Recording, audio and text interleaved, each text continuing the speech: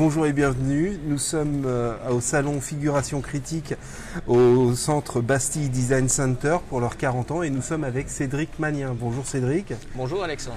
Donc ici tu exposes 2 sculptures et 3 œuvres. La première question, c'est quel a été ton parcours artistique? Comment tu es arrivé dans l'art? Par élimination, il n'y a aucun autre domaine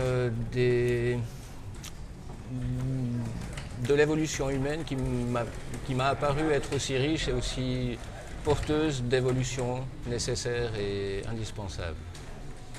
Donc c'est principalement parce que rien d'autre ne m'a intéressé et que j'ai jamais entendu parler d'un artiste qui se mettait à la retraite. Ouais, en fait, tu voulais pas d'un truc normal. Non. Effectivement, je me sens pas tellement intégré dans une société avec laquelle j'ai beaucoup de réticences et avec laquelle on peut.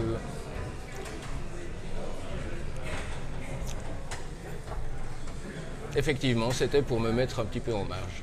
J'ai été dans le passé défini comme étant un marginal et j'ai toujours revendiqué cette position de marginal, ouais, qui permet d'avoir un angle de vue qui est un peu plus libre que si je devais être intégré dans un schéma plus social. D'accord. Et ça me donne une liberté que j'apprécie énormément. D'accord. Et comment tu as appris ces traits? Comment tu as commencé à apprendre ces traits? Parce que toi, c'est pas une spécificité, mais toi, tu es en Suisse. Donc on était en train de discuter et c'est vrai qu'il y a plusieurs artistes suisses qui sont en tout cas contemporains, qu'on connaît plus que si on va beaucoup plus loin. Et notamment, c'est vrai qu'il y en a un qui a frappé, qui a été un peu, on va dire, l'artiste suisse pour moi le plus connu. Il a été frappé, c'est Geiger. Comment toi tu es arrivé à prendre ces traits? C'est-à-dire, est-ce que tu as pris des cours? Comment tu en es arrivé? J'ai fait les Beaux-Arts de Berne dans une section qui préparait à faire professeur de dessin, qui permettait d'enseigner le dessin technique, le dessin artistique, les travaux manuels et l'histoire de l'art à un niveau supérieur, c'est-à-dire jusqu'à l'université. Et dans cette école, qui était une école qui exceptionnellement n'avait pas de politique d'école, chaque personnalité pouvait se développer à son rythme et selon ses intérêts personnels. Et grâce à cette école, j'ai réussi à accéder à pratiquement toutes les techniques créatives possibles sans être pollué par une politique qui m'aurait influencé de façon trop forte. Et une fois que j'ai fini cette école, je suis retourné dans ma région d'origine et à ce moment-là, on avait des grandes envies de salles de concert, de salles d'exposition. Et grâce à ça, on a fait énormément d'activisme, voire même de terrorisme culturel. Et à travers ça, on a fait des décorations, on a fait des affiches, on a fait des sprayages, on était vraiment très actifs. Et j'étais entouré d'amis qui étaient dans la même dynamique que moi, ce qui fait que quand un de ses amis faisait une toile ou une sculpture qui était meilleure que ce qu'on avait fait avant, ça permettait d'avoir une émulation saine tout en étant d'une jalousie absolue par rapport à la qualité du travail qui avait été obtenu, mais ça nous donnait un pied au cul et on avait vraiment envie de se sortir le maximum pour essayer d'atteindre le niveau atteint par cet ami. Donc c'était un véritable bonheur de travailler comme ça. Et tout ce qu'on est ressorti, alors il y a une saine compétition, on peut le dire comme ça. Bon, voilà. Le mot, à mon avis, t'aimes pas trop le truc compétition. J'aime mieux émulation. Ouais, émulation. Le lexique, on va le changer. Donc là, tu présentes 2 œuvres. Alors tu as Eros et Thanatos et tu as le Jardin des Délices. Alors le Jardin des Délices, il faut savoir que c'est un triptyque. Qui est à Madrid, si je me souviens bien. Je ne saurais te dire alors. Je crois qu'il est là-bas.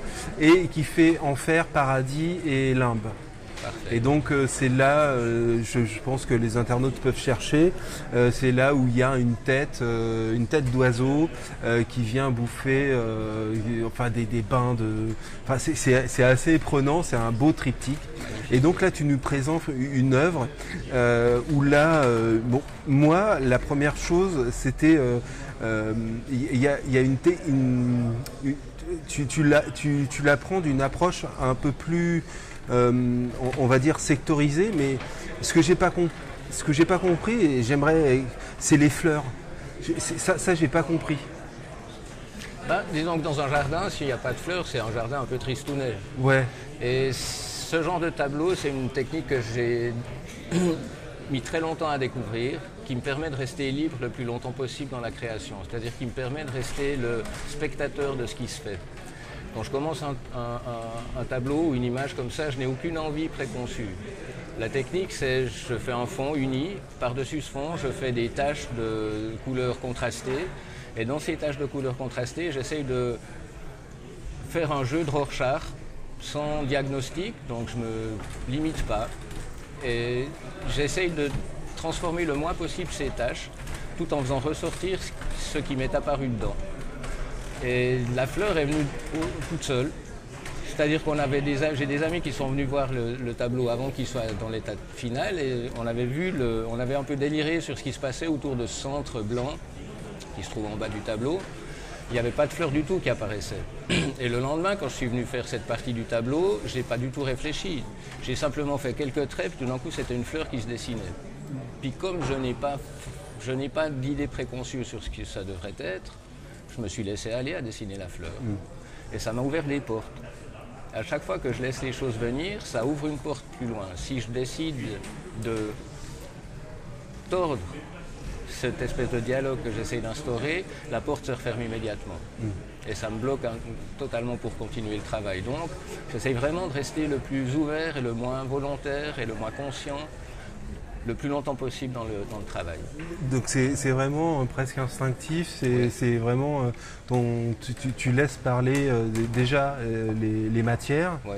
Si j'ai bien compris ce que tu fais, tu laisses parler les matières et toi tu y ajoutes juste ta sensation par rapport à ces matières. Voilà. Donc là, tu as des textures pour les êtres humains en tout cas, et puis aussi pour les...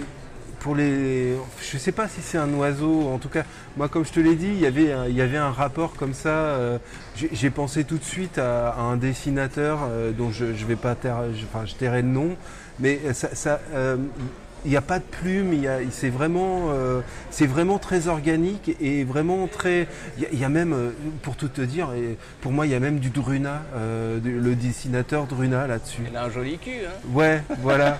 Il y avait du Druna. C'est un magnifique compliment parce qu'un cul comme celui de Druna, j'en ai jamais vu. Oui. Et c'est le meilleur dessinateur de femmes avec mon envie et mes envies et mes goûts féminins. C'est vraiment l'archétype de la belle femme. Oui, c'est l'archétype italien, quoi. Oui. Vraiment très, très voluptueuse. Exact. Et donc là, par rapport au jardin des délices, alors est-ce que donc on a compris, il y a une, enfin d'après, on a compris, je sais pas. Tu as la fleur pour toi le jardin des délices, mais quand on regarde le jardin des délices, donc le triptyque, il n'y a pas, en tout cas la partie la plus connue. Oui. Qui est la partie de l'enfer. Bien sûr. Il n'y a aucune fleur, il n'y a rien du tout. Donc comment tu as fait le rapport? Alors il y a des crânes, il y a des parties, presque on pourrait penser à un vautour parce qu'il n'y a même pas de plumes autour du cou, et tu as des parties un peu... même il y a une partie de colonne vertébrale qui est presque en plein milieu, qui est presque un appendice sexuel, qui est même devenu en os avec comme une aile de chauve-souris. Donc comment toi tu appréhendes ça par rapport au jardin des délices, parce qu'il y a quand même un rapport entre ces deux. Bien sûr. Donc je te laisse ça. Je sais que mes questions sont toujours un peu longues, mais c'est une évidence. Le titre est venu de façon évidente à la fin du travail. J'en mets pas avant parce que de nouveau c'est quelque chose qui sclérose et qui ferme et qui donne envie de maîtriser et de contrôler. J'ai vraiment un grave problème avec ça. Et le fait que, parce que dans l'image il y a un cunilingus, il y a une femme qui a une jolie chute de rein, il y a une fleur, il y a un sexe évoqué. Et pour moi, ça a été une évidence que ça devait s'appeler le Jardin des Délices. En plus, on m'avait déjà dit que j'avais une filiation avec Jérôme Bosch, ce qui fait que ça me convenait parfaitement d'appeler ça le Jardin des Délices. J'aurais aussi très bien pu l'appeler sans titre. Des fois, le titre apporte. Dans le cas présent, je pense qu'il apporte quelque chose. C'est-à-dire que ça projette justement dans cette filiation, dans ce exceptionnel ancêtre. Et on peut éventuellement faire un lien dans son propre vécu par rapport à qu'est-ce qu'on a reçu comme émotion face à l'original et qu'est-ce qu'on peut projeter comme émotion ou ressentir comme émotion face à ce que je fais maintenant et ce que je propose maintenant, avec bien évidemment toute la modestie qui va avec. J'ai pas du tout envie d'être comparé à ce qu'a fait Bosch. Hein. Faut pas... Je reste un artiste qui cherche les choses, donc voilà, je cherche. Alors, ça c'était pour Jardin des Délices et à côté tu as Eros et Thanatos. Alors, d'après mes souvenirs, Thanatos c'est la mort. Absolument. J'ai bon. Mais absolument. J'ai bon. Et Eros, bon. Donc il y a une dichotomie entre l'érotisme et la mort. Ici, alors je sais pas, je veux pas être prétentieux ou quoi que ce soit, mais c'est vrai qu'en France, il y a le phénomène de se faire plaisir, l'onanisme, est souvent mis, on appelle ça la petite mort. Oui. Donc, d'après ce que moi j'ai entendu, c'est que chaque fois qu'on fait l'amour, c'est une petite mort. Pas seulement quand on se masturbe, c'est aussi le fait de faire l'amour qui s'appelle la petite mort. Et Eros et Thanatos ont toujours été reliés malgré tout dans la mythologie, c'est un équilibre parfait. L'érotisme étant l'énergie vitale et Thanatos, la mort, étant l'énergie de mort. Et la rencontre des deux crée la vie, telle qu'on peut la vivre, telle qu'on peut l'expérimenter dans notre petite expérience d'une 80aine d'années. D'accord. Et justement, bon, toujours les corps, mais quand même, il y a un serpent qui est dedans. Alors je ne sais pas si c'est lui que tu as représenté comme Thanatos. J'en ai pas l'impression parce qu'il y a un corps décharné et puis il y en a un autre corps avec un sexe qui est posé et la continuité d'un corps. Et ce serpent, en fait, j'arrive pas à le situer, ou du moins si je le situe, ça serait le mauvais accord entre Eros et Thanatos. Comment toi tu peux nous parler de cette partie-là? Ok. Alors l'idée du titre pour celui-là est venue, contrairement à l'autre, relativement rapidement, parce que dans les tâches que j'avais faites de façon aléatoire, il y avait une tâche, c'était une tête de mort. Donc le Thanatos était, quoi qu'il en soit, dans l'image. Et en développant les tâches que j'avais faites, j'ai dessiné deux corps qui s'entrecroisaient, dont l'un des deux corps montrait un sexe féminin. Et l'Eros est venu par là. J'ai donc allongé, j'ai fait en sorte que ce sexe féminin ne soit pas trop réaliste ou trop lisible pour pas que l'entier de l'intérêt soit porté sur lui. Et la même chose pour le sexe masculin, dans la mesure où le sexe masculin prenait beaucoup de place quand je regardais mon image, avant de faire ce que tu appelles un serpent, ce qui pour moi pourrait aussi être un lézard ou être éventuellement un animal préhistorique ou un dinosaure. Enfin, c'est juste une bête qui a une longue langue. La longue langue, pour moi, est terriblement érotique. La volute est érotique. Et c'est principalement une raison formelle qui a exigé de moi que je dessine cette tête qui revenait vers l'intérieur du tableau pour donner une dynamique supplémentaire. C'est une dynamique qui est très sinueuse et il manquait une sinuosité à ce niveau-là. Je l'ai dessiné de façon très aléatoire et il se trouve que c'était la forme qu'il fallait pour que le tableau prenne une densité qui me convenait, qu'il ait une vibration juste à mes yeux. Et ensuite, je l'ai dessiné parce que c'était une forme qui ressemblait vaguement à une tête de serpent. Le serpent étant lié au désir, en tout cas à l'interdit, par la culture judéo-chrétienne. Il y en a aussi un dans celui-là d'ailleurs. Ça m'a semblé être une bonne évocation. Puis le serpent monte du Thanatos pour aller vers l'Euros. Donc il y a aussi cette ambiguïté du serpent qui fait peur à beaucoup de gens, mais en même temps qui a été le tentateur ultime. Et je trouve que ce genre d'ambiguïté m'intéresse énormément parce qu'elle déstabilise les constructions qu'on aurait pu se faire par la culture ou par les croyances ou par les projections qu'on aurait envie de mettre.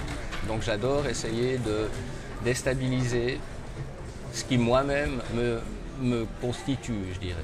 D'accord. Et puis j'espère que ça peut un peu le provoquer chez parfois un ou deux spectateurs, quoi. D'accord. Ensuite, les internautes pourront voir sur la première vidéo, le teaser, tu y fais des introspections sur des têtes. Moi, je l'ai pris comme ça, des introspections, comme pas pour montrer. J'ai pas l'impression que ça soit des têtes mortes, des sculptures. C'est pas des têtes mortes, mais comme s'il y avait quelque chose de mécanique. J'ai plutôt l'impression qu'il y a quelque chose de mécanique, comme quand tu dessines il y a toujours des colonnes, des os, quelque chose qui tient et notamment je ne sais plus comment elle s'appelle. Peut-être 2 ou 3. Ouais, il y a pas un titre particulier. Voilà.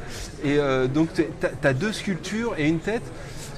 Qu'est-ce qui t'intéresse à l'intérieur? En fait, j'ai l'impression que tu essayes de faire un scanner et de montrer, enfin, ou du moins d'essayer de comprendre ce qu'il y a à l'intérieur et que c'est comme si, je sais pas, cette constitution, cette colonne, ces os ne faisaient que la constitution de l'être. C'est la réalité du coup. Mais il n'y a pas. Tu voudrais les découvrir.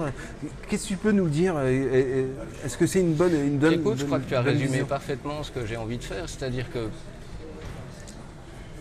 la peur qu'on a de la tête de mort, il y a une phrase, je ne sais plus si c'est Buñuel ou quelqu'un d'autre qui a dit tout le monde a peur des têtes de mort, mais Dieu, mon Dieu, imaginez une tête de vivant sans tête de mort à l'intérieur, Dieu que ce serait laid. Eh bien, je suis dans cette dynamique-là. C'est-à-dire qu'on est constitué de toutes ces parties et qu'elles sont, à mon avis, totalement sur un pied d'égalité. L'éclos est particulièrement beau, les viscères également, l'anatomie. Et tout ça correspond à une vision animiste du monde où tout est lié et où il n'y a rien qui est... Il n'y a pas de beau, il n'y a pas de laid. Bien que j'essaye quand même, à mon avis, à mon niveau, quand j'essaye de trouver la vibration juste, j'essaye d'aller vers le beau quand même plutôt. Et c'est vraiment dans cette dynamique-là, dans cette envie-là de relier toutes les choses entre elles, sans hiérarchie. Vraiment que c'est ça. Et j'aime l'os, je trouve que ça apporte beaucoup de dynamique. Grâce à certains peintres de l'exposition, je me suis beaucoup plus intéressé aux viscères et j'ai remarqué que les viscères m'apportaient la même chose. Et qu'à travers ces différentes formes et ces différentes textures et structures, les images que je peux essayer d'obtenir ont une richesse qui me correspond. Non, pas qui me correspond, mais qui me fait plaisir. Mais tout ce que tu en as dit, je suis ravi d'entendre que tu as vu ça, parce que c'est exactement ce que j'essaye de faire, quoi. D'accord, je te remercie. Par contre, il y a un truc... Il n'y a pas de partie mécanique. On aurait pu penser que tu allais faire quelque chose d'un peu...